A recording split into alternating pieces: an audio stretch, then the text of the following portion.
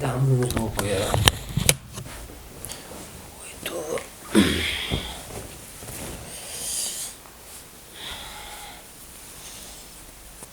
السلام علیکم. وعلیکم السلام. همدرد صاحب ښه تر بچی ښه کینه خیر اوسې دا مونځ کومه هلکه مونځ مه کوه قضا دی نه قضا خو نه دی خو مې کوه زما د خاطره یې مه کوه زه ته یم نو تره زوی یم یې دومره خو کوه که نه مونځ مه کوه ستا دپاره یې پرېږدم توبه خدایه توبه دا په تا څه غضب راش کېدلی خلکو ته یې مونځ وکړه ته ماته یې مونځ پرېږده مونځ څنګه پرېږدمه ظالمه 3000 روپۍ در کوم 3000 افغانۍ یو مونځ دی مې کوه مازدیګر مونځ دی 3000 افغانۍ والا په 4 رکعتو مې کوه 3000 روپۍ ته ښې نه دي دا خو لا 3000 روپۍ دي که نه چې 3 لکه هم راکړې خدای که درته مونځ پرېږدم ته لیونی شوی دې پیشن که استغفرالله ووایه توبه خدایه توبه زه سمه ده نو په 3000 روپۍ باندې یو مونځ نشي قضا کوی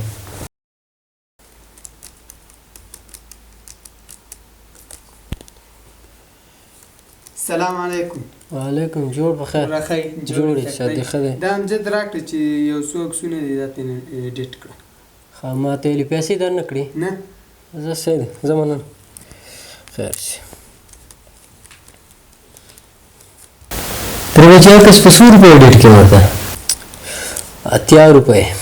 یو عکس 80 روپۍ دا شپه ورځ چې ورته ناست یم دا خواري هسې کېږي او څو عکسونه دي تقریبا 14 خو 1000 افغانۍ مې ورسره خبره کړې وه جل جلاله خو جل جلاله دا ورځ یم بیخي لنډې دي داسې زر اذانونه کېږي خود نو الله ورځو کې څه پاتې دي زه دا پاسه چې ځو ماښام اذان دی بیا مونځ ورپسې زر کېږي زه چې ځو مونځ وکړو زه ته ورشه او زه د عکسونه ایډیټ کوم یو 3-4 دانې پاتې دي درځمه زه خو راځه که نه بیا به ایډیټ کړي مونځ دی وبکړو راځو خو زه ته لاړ شې به زه دلته مونځ وکړم بیا درځم جومات ته زه یم دلته کوم زه ته بېغمه شم زه ته ځه خوښه دې نو وایي توبه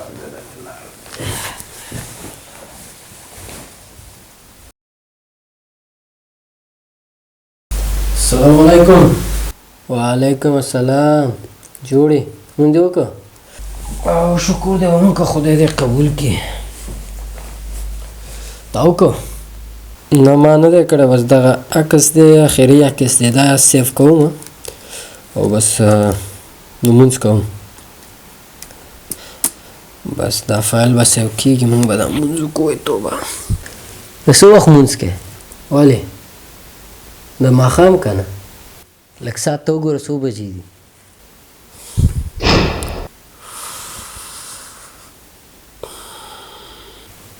10 دقیقې د ماسخوتنه ځان ته پاتې دي ته د ماښام مونځ اوس کوې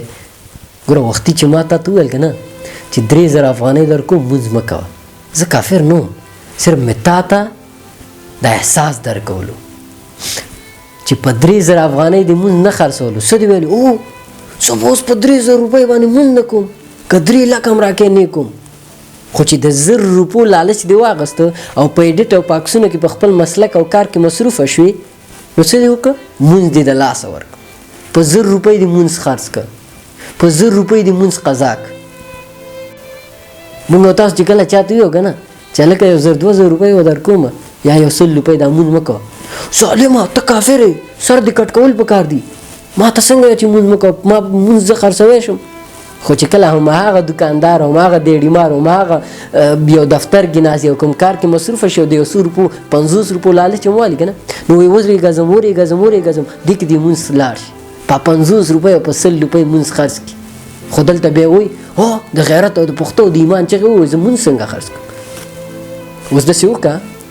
یو څو عکسونه ورته نور هم ایډیټ کړه او یو 1000 روپۍ ته نور هم واله دا ماسخوتن مونځ هم د لاسه ورکړه دا هم پکې قضا کړه په 1000 روپۍ دا هم خرڅ کړه